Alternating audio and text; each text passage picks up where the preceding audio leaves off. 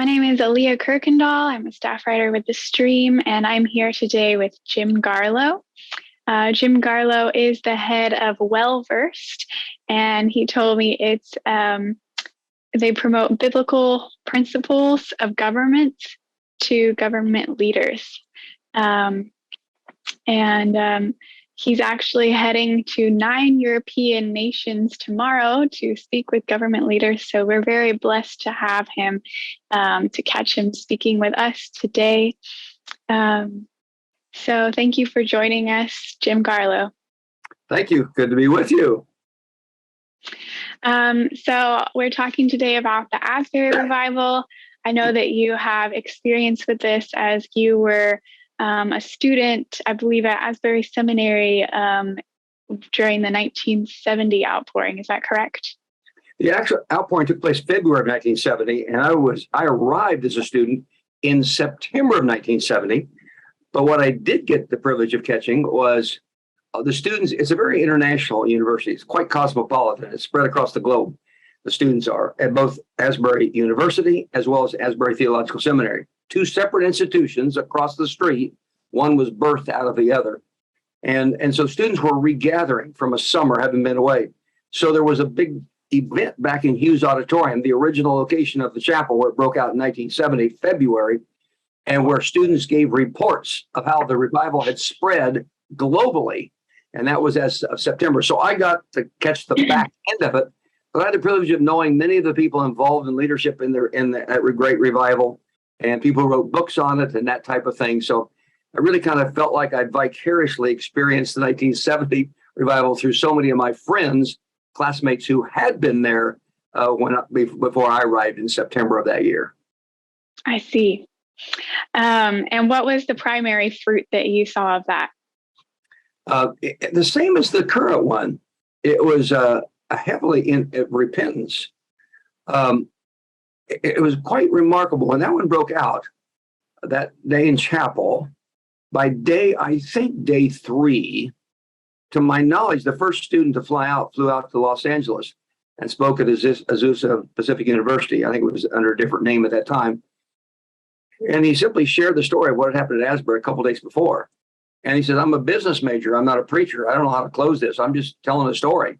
He said, so I'm done with my story, so I'll just sit down. He sat down, and the revival broke out there at Azusa. And that story repeated itself all over the country. I believe the total number of universities it went through was something like 110 universities. Dr. Robert Coleman, one of my professors at the seminary, wrote a book called One Divine Moment, because that went from 8 days and nights of services, nonstop worship and praise. And so many students went out. It spread so rapidly. By the way, Dr. Coleman had been a student at Asbury in the 1950 revival, and he was impacted in 1950. He became kind of the official historian of the movement in 1970. And I was just there yesterday at the Asbury revival. And here it is, 2023. He's 94 years of age. And they brought him in. He was sitting over to my right. I went over and talked with him, my former professor, and a man who I so highly respect. He wrote the book called The Master Plan of Evangelism, what went to 40 million people, 100 languages, the classic text on how Jesus trained the disciples. He's a passionate evangelist, one-on-one evangelist, street preacher evangelist. And there he was sitting watching this 94-year-old statesman observe a revival, his third one in his lifetime that he had participated in Asbury. It was quite a stunning moment. Oh, that's beautiful. So tell me what your experience has been with this outpouring. We weren't sure that we could go. I was actually speaking the day it broke out. I was speaking at Regent University School of Law, and it was at about 4:38 in the afternoon. A friend sent me a direct message saying, "We think revival's broken out again at Asbury." I was so overjoyed. I was so happy to hear the potential. At that time, we didn't know what it was. So I started contacting my friends. I said, "Are you over there?" They said, "Yeah." "Well, what's it like? Tell me." They said, "Well, we don't know if it's a bona fide revival but it is so, and they use words like this, it is so sweet. It is so tender. It's so powerful. Now, that was in the first few hours. I got up during the night multiple times that night. I was to speak the next morning at Regent University. I got up during the night and checked in with them. How's it going? What's it like? The next morning, my friend Steve Siemens, 3 generations of the Siemens family, very influential in Wilmore. He was one of my classmates at Asbury Seminary. Now he's just retired as a professor from there. And I says, what's it like? And he wrote back these words, deeper and wider. I knew then, because he's a historian of these kind of things. I knew then that now something was coming with great force for the Lord. But I couldn't go. We had to go. I had meetings in Miami I had to go to. From there, I had to go to Panama, the country of Panama, and then came back and went to Jack Hayford's memorial service. And I finally said, I only have 2 days before we have to leave for Europe, but I got to go. I just can't go. So we only had this tiny window of time. We flew down Sunday and flew back Monday, but got to be there 9 hours, basking in the glory of heaven, in the presence of the Lord. We walked in at 7 p.m. Sunday night. We were there till 1 a.m. And we went back on Monday for a few more hours before we had to go to the airport. And it is stunningly simple. And yet everybody reports the same thing that I'm experiencing even right now. When I talk about it, I tear up. My buddy Wayne Gilligan from Jerusalem says he's only feel like he's cried twice in his life. But he walked in there. He and I were together at Jack Hayford's memorial service. I didn't know I was going to see him when I walked in there. And he said, I can't stop crying.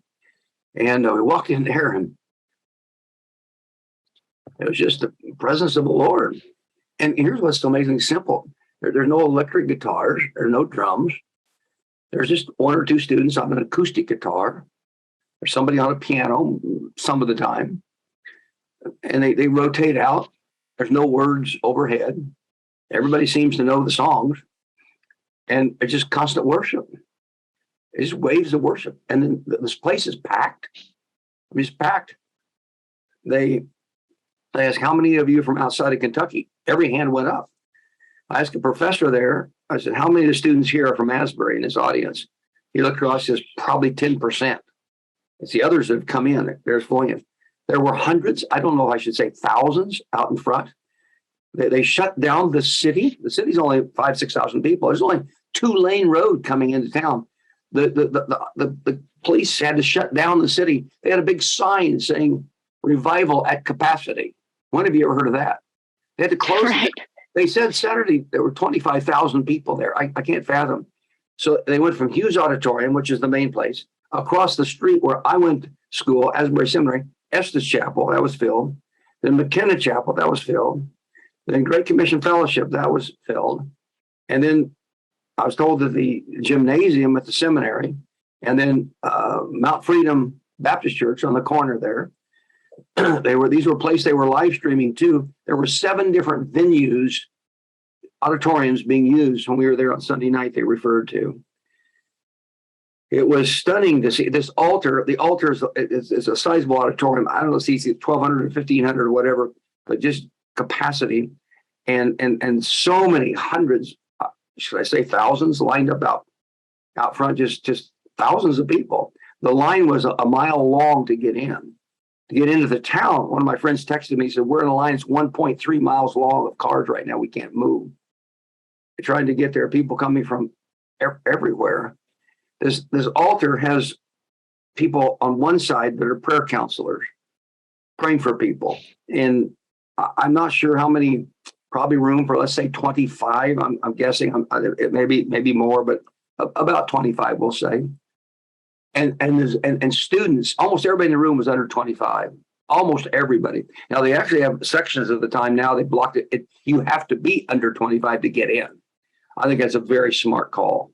They're investing in the next generation. It's very wise. Guys like me, I'm happy to sit out and let the next generation, they've gone through so much, and let them enjoy this. But to watch them come to the altar just continually, just nonstop. The altar was filled. And I looked back the aisle. I was sitting on the aisle. I looked back the aisle. And as far as like all the way to the back of the auditorium, the aisle was jammed with people in line to get to the altar. And so this event is it's a worship. It's 24/7 worship. Now they do have some breaks now. They didn't initially. They're on day 14 right now, and they have had to curtail. They've had to move it to other places as best they can because it is a university with a schedule, and they got to somehow function. They kept classes going. That was smart. Back in 1970, they just cut all classes. I think they did a wise thing. They've tenderly shepherded this. They know it's Kevin Brown, the president, knows this is of God. He openly says this is not Asbury. We're all calling it Asbury Revival. He says this is not Asbury. This is God. And even when they didn't even take offerings, and yet the expenses they have. If you can imagine porta potties everywhere. They're handing out free food, free water, trying to take care of people.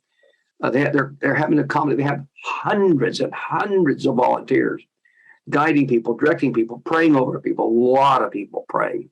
Wow. It's organizationally massive. Salvation Army had 2 trucks there, emergency services, Salvation Army trucks. Samaritan's Purse, I hear, sent in 10 people to help them in the logistics of all of this. It's so massive in that small community. But here's all these students coming. And so all it is worship, an acoustic guitar and a piano. And 1 or maybe 3 students standing leading worship at the same time, sometimes 1, sometimes 2. They're just rotating out. Up on the platform where the choir would be, all these students are standing just worshiping, probably, I'm going to say 30, 40 students. And they're kind of coming and going. There's movement around. The lines are lined up to come to the altar to get healing, forgiveness, restoration, repentance, just confession of sin, getting right with God. You'll see many people weeping at the altar.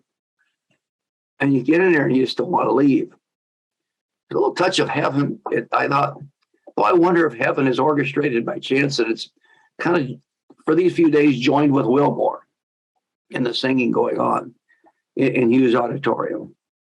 When they announced that they were going to start opening up other auditoriums, I thought, boy, how will that work? Kind of the glories at Hughes. I was wrong. They were right. It started spreading. When they said they were going to try to hold it down for those under the age of 25, I thought that is so smart of them. When Kevin Brown came to, I never met the president.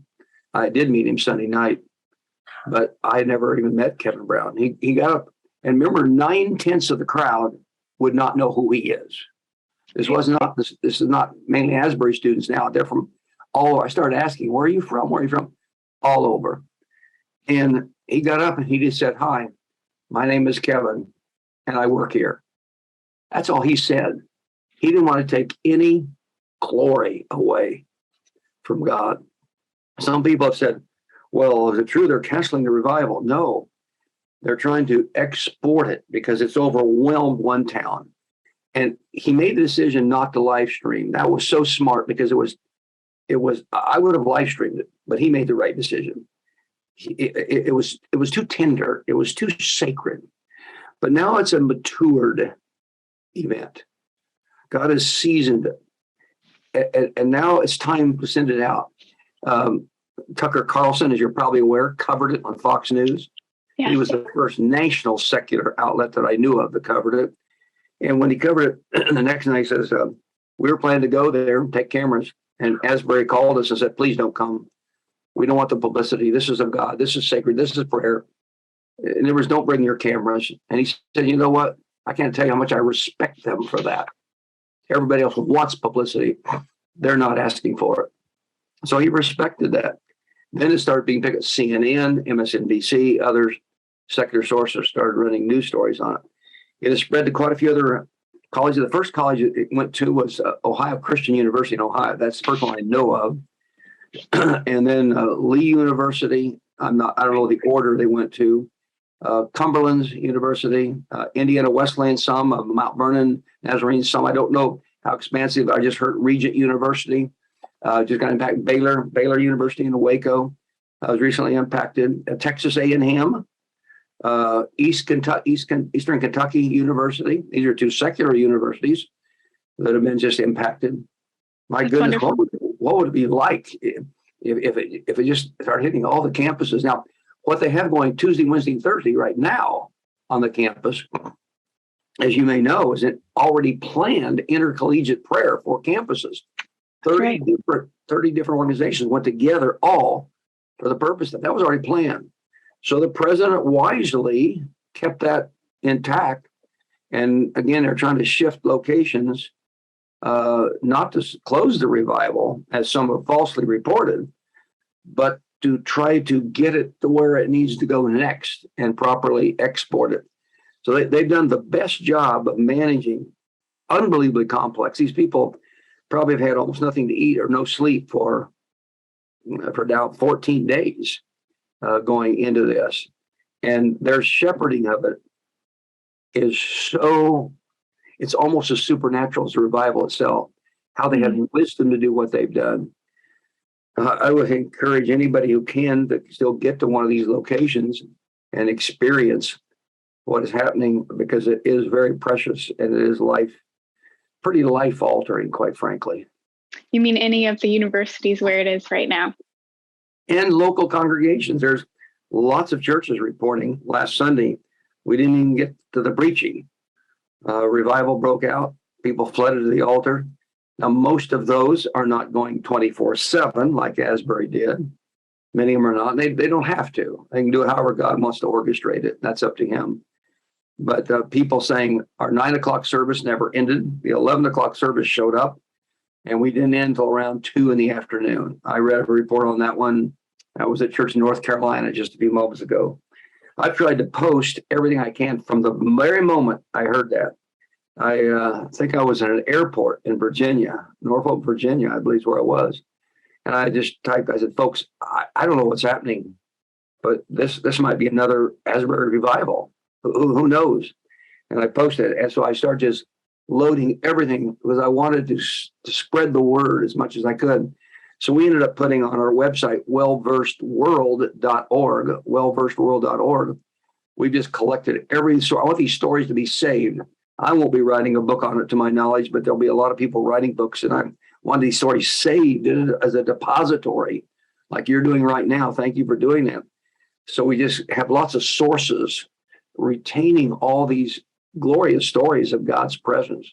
So I posted on our website, or my tech guys posted for me, maybe several hundreds of stories I've sent to them. And then even at the event itself, they don't want you live streaming with your phone. They don't want you filming a long time or videoing a long time. They say you can for a short time because we know you want to memorialize this moment. You can take pictures, but don't go for a long time. So I tried to discipline myself, but each time a song would start, I said, oh man, I want to remember this. I want to remember this moment. And I'd grab a phone and run for a few seconds and then turn it off out of respect for what is a good rule that they have. But I just captured as much of it I could because I want to be able to remember that moment. Oh, well, Jim Garlow, I just want to thank you so much for the work you have done of collecting these stories. I've seen your webpage, and it just has so many different accounts that you've collected with your own commentary. And it just is a wonderful resource to keep up with what's going on. So I just want to thank you for putting that together and for coming on to speak with me today and sharing from your heart with your wisdom and your experience about what's going on. Thank you so much, and I hope that you have a blessed trip in Europe. Thank you, Aaliyah. It's my honor to be with you tonight. You have a blessed evening. Thank you.